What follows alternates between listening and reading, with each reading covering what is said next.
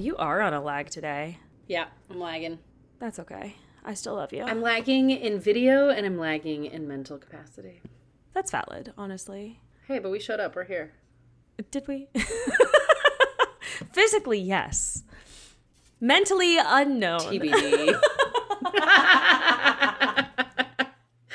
And music.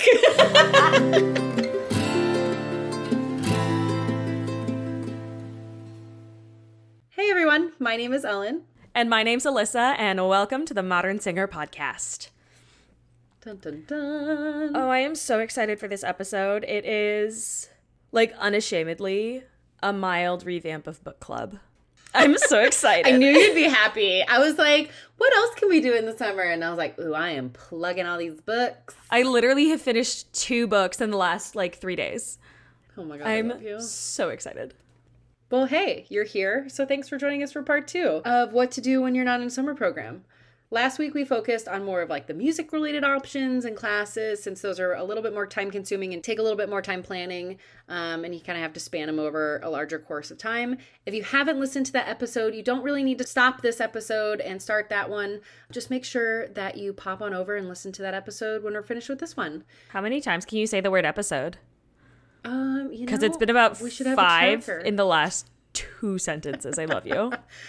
So many episodes, you pause this episode, you go to the next episode. We're going to give you other episode recs during this episode. Okay. But this time we're going to cover a few things that you can do during the summer to help your career. This summer, you can take some time to build or update your website. Look into setting up a mailing list using an email marketing company like MailChimp or... Oh, what was that new thing that we just found? Stripo. Stripo. We love Stripo. Stripo. We love Stripo. It's so pretty. Take a look at MailChimp or Stripo, which is a free option. MailChimp, depending on how many people that you have signed up. Those are great ways to keep in touch with people. You can also create an account on Facebook, Twitter, Instagram, and LinkedIn and add those to your website. Building and maintaining a website can be very time consuming, as many of you know. I know Alyssa and I know that. So this summer is really a great time to sit down and get that work done, kind of slog, put in those hours and make sure it is up to date and correct. A few great places to start is utilizing Wix, Squarespace, or WordPress. They're all really user-friendly sites that you can get started with. Some other things to make sure that you update are your Yap tracker. You can get something like Stage Time. Maybe you have Actors Access or Backstage. It's a really great time to just get all of your materials together, make sure that they're all updated and formatted correctly on each of your platforms. Our branding and social media workbooks are really excellent resources for this. Our branding workbook is a 34-page workbook with 3 specific sections that can help you here. One of them is how to increase your social media presence. The second one is how to construct your website to reflect your brand. And the third one that I think is really helpful is what every website needs. That has a lot more sections than that, but these 3 specific ones will really help with creating your brand and creating your website. Our social media workbook is 30 pages and covers how to utilize things like Facebook, Instagram, YouTube, Twitter, and more. With this, you'll learn how to put your best self forward and share your brand with the world. Both of our workbooks are located in our Etsy shop, and the links are always going to be found in our show notes. While you're out there making all of these new connections with your digital world, start with your network. Networking is such a key part in your career. You can go back to episode 35 and really dive into all of the things that we have to talk about for our networking. We've got our networking tracker up on our Etsy site as well, and we have all of our networking challenge back from June highlighted on our Instagram page. Another great thing to do this summer is just to work on yourself. Read books about things you're interested in to give you ideas regarding your next recital or cabaret. Go see operas you have always wanted to see, travel to nearby towns that you've never explored, have a staycation, go to therapy. That's my favorite one. Go to therapy.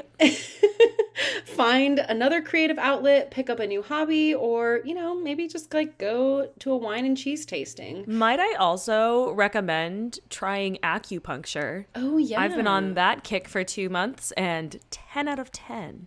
Highly recommend. The possibilities are endless, right? It's really nice. I fell asleep this week. It was awesome. Just remember that you are your instrument, and if you're not taking care of you, all these other things will fall by the wayside. They'll fail. All art informs other art. You know, we work in an art form that is all about living and breathing and emotion and life. So this is really a great time just to live to the fullest and have some fun. So I thought that would be super fun to add just like a little bit to your TBR list, your to be read book list for the summer. And as many of you know, we do have a book club page on Goodreads with lots of amazing book recommendations. It's always going to be in the links if you're interested in checking those out. But here's a few more books on our personal summer reading lists. The first one that I picked was Letters to a Young Poet by Rainer Maria Rilke. Oh God, I hope I'm saying her name right. That's how I've always said it in my head. I've never heard it said out loud, and I just realized that. So I hope that that's right. If it's not, please don't yell at me. I'm trying my best. This short collection of letters is essential for any artist who has doubted the quality of their work or questioned their creative abilities. Reginald Snell beautifully translates these letters into easy-to-read masterpieces, and you'll probably finish the whole book in one sitting. Another great book is Master Singers, Advice from the Stage by Donald George and Lucy Morrow. Think of this book as like a 21st century version of Jerome Hines' iconic Great Singers on Great Singing. Famous singers like Joyce DiDonato, Thomas Hampson, Jonas Kaufman, Stephanie Blythe, and Alan Held. They share their advice on vocal technique, mastering a career, and life on the road. Vital information from some of the greats. Next up is The Magic Strings of Frankie Presto by Mitch Albom. If you prefer fiction novels, Mitch Albom, who also wrote Tuesdays with Morrie and The Five People You Meet in Heaven, writes a touching account of a humble young Spanish boy studying classical guitar who becomes an American rock icon. His guitar lessons will have you laughing as he struggles to learn the complexities of being a musician, and his remarkable journey will remind you of your joy for music. The next book that we recommend, we actually read in book club a long time ago, so some of you may have joined us, and if you haven't, it's definitely a must read. It's called Where Are All the Black Female Composers by Nathan Holder.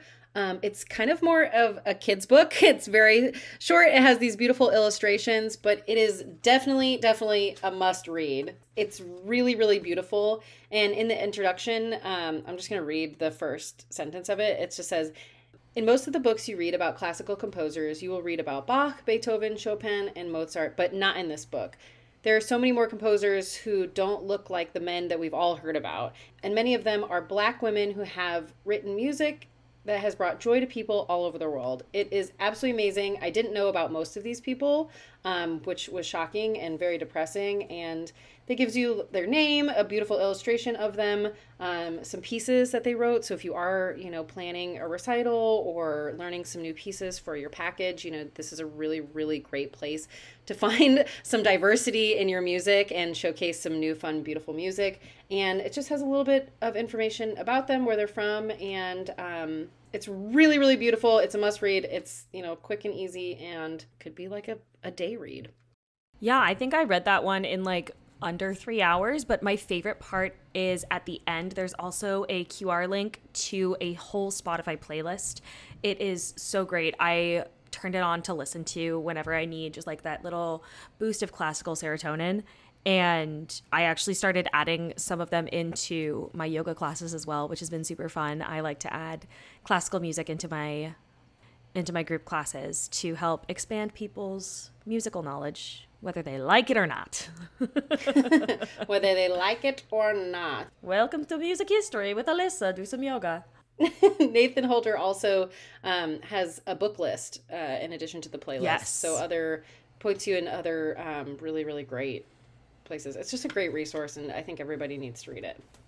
Tapping back into working on your social media and your branding is the 1 Hour Content Plan by Mira Kothand. It is to die for. I read this book as a part of book club, and it's actually something that I use to this day to do Modern Singer, to do my personal social media, to do social media for companies that I've worked for. And it is absolutely such a game changer. It has so many free just resources in it as well. I'm going to read a little excerpt from their little listing on Goodreads. Imagine for a minute how your blog and I will say this is like definitely for like the blogger era, but it's very easy to translate into like social media. So like when I say blog, pick something else. But imagine for a minute how your blog and business would change if you never run out of blog post ideas. You know exactly what to create, when and what results it'll drive. Your offers, paid and free, become seductive magnets of yes that readers cannot resist. Every single piece of content has a purpose in growing your blog and business, sells your products and services for you, and it builds your online presence. That's the power of a content strategy and the promise behind the 1 Hour Content Plan. I am so excited to share this one with you all. It is such a game changer, and I hope that you read it. Yeah, that one's more of like a workbook too. So like you said, Alyssa, you can keep bringing it back. Definitely. There's a lot of actionable items on it. It's so useful. Yeah, you bring it back and use it over and over again, and you kind of work through it and stuff. It's not a passive read. It's more of like a work towards a goal kind of read, but it's so useful. Another book we recommend is Fortissimo, Backstage at the Opera with Sacred Monsters and Young Singers by William Murray. So it's not about my cat? You know, it could be. Sacred monsters, you know? He is a monster. I will give you that. And a sacred one at that. He wakes me up at 4:30 a.m. right now because I got him a new feeder. He's mad at me. Yeah, that's a monster. Big time monster. He doesn't like that the portions are smaller. But we love him still. Mostly. Just not at 4:30 a.m. Just not at 4:30. That's when he's the monster. If you saw The Audition, that masterful documentary on behind the scenes of the Metropolitan Opera National Council auditions, you will absolutely love this backstage pass to the Lyric Opera of Chicago's Young Artist Program. This takes place during the 2003-2004 season. Many of the now familiar names make an appearance in this book, such as Nicole Cabell, Quinn Kelsey, and Aaron Wall. Murray takes us on the tough journey of what it takes to be an opera singer and the tribulations young singers face at the important turning point in their career.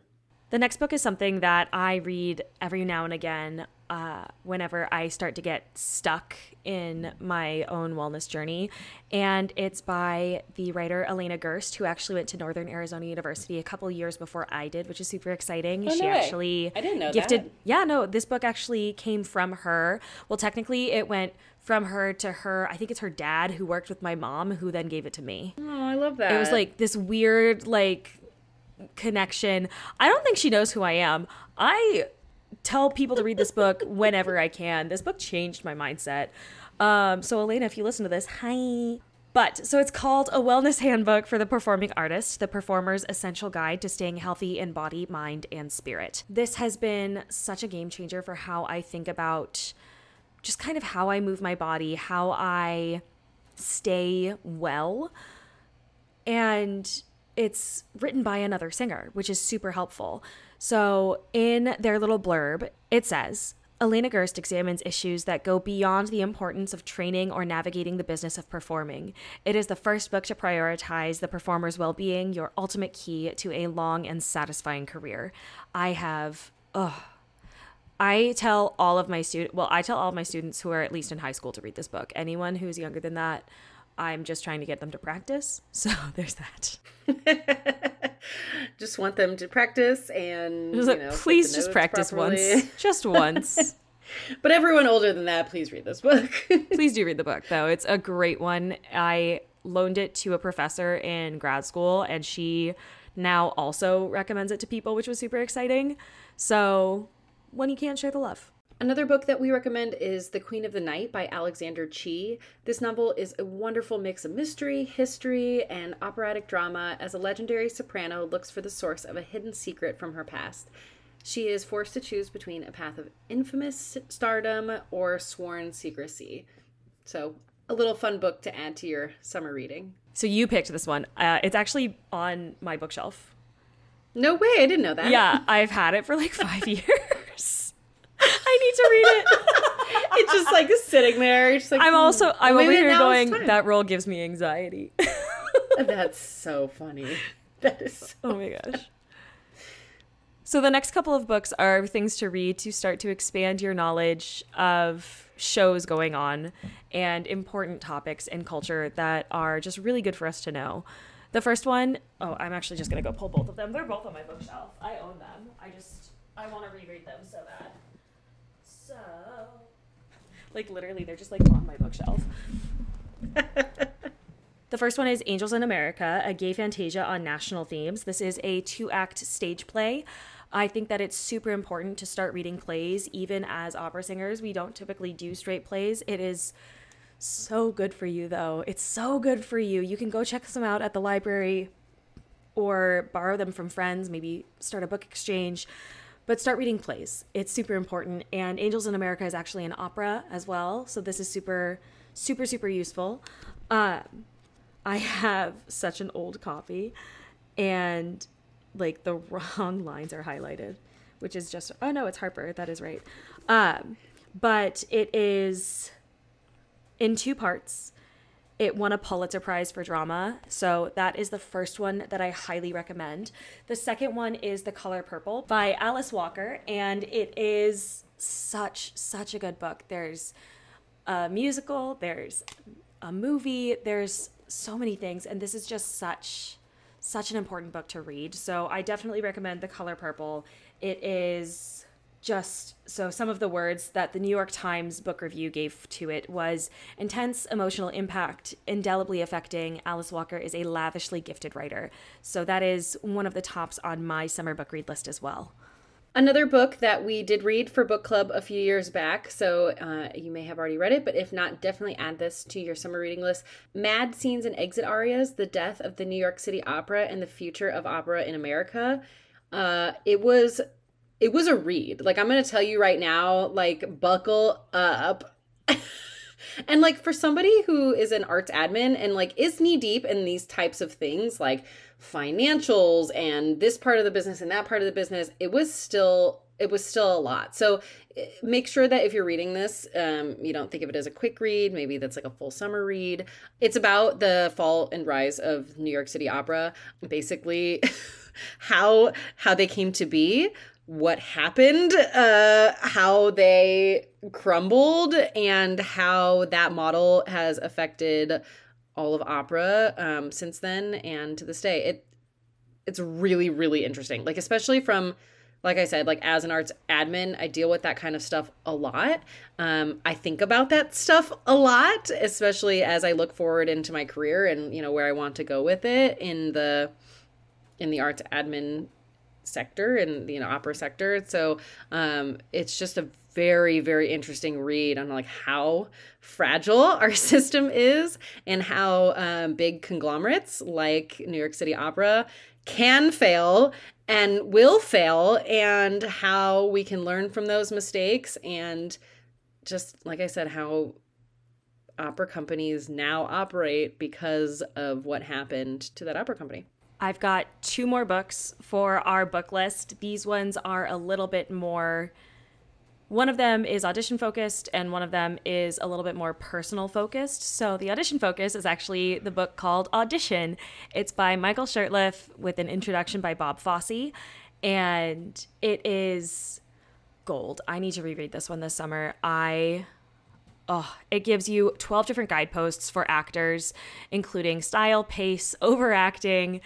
It gives you things about distractions, risks, drama, musical theater, comedy, self-rescue, seduction, eye contact, and even more. It is such a great read. I'm super excited to dive back into that one.